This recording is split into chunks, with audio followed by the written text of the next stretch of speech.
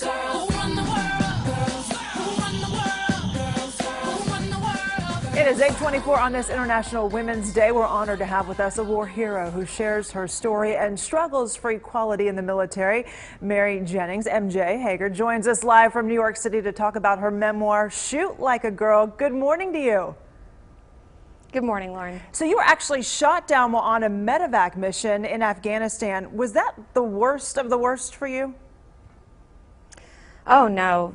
The worst was definitely having to medevac our men and women and a lot of the locals who got caught up in the war and having to see the things that they were going through. So that was definitely not the worst. Yeah, I read in the book. I read in the book that you were wounded. You fought the enemy to save the lives of your crew and those patients. I mean, did you just go into survival mode?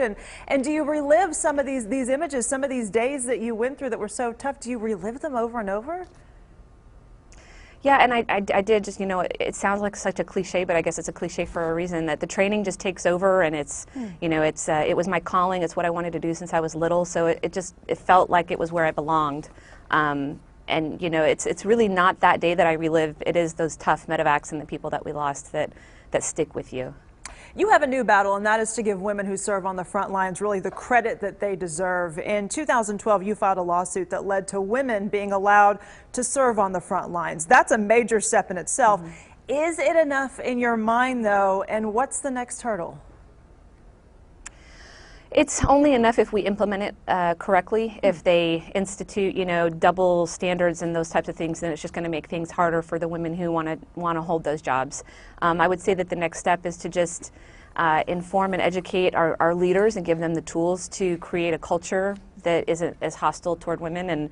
And don't get me wrong, the vast majority of the military is not hostile toward women, but there's a vocal minority that can make things hard. Now, I have to get your thoughts on this new scandal involving the Marines that just came out. Recently revealed that there was this whole secret Facebook page where nude photos of some of the female Marines were posted without their knowledge at all. It's so disheartening to hear. Women are sexy, women are beautiful, but no one deserves to be treated this way. As a woman in the military, what do you think we have to do to stop stuff like this from happening?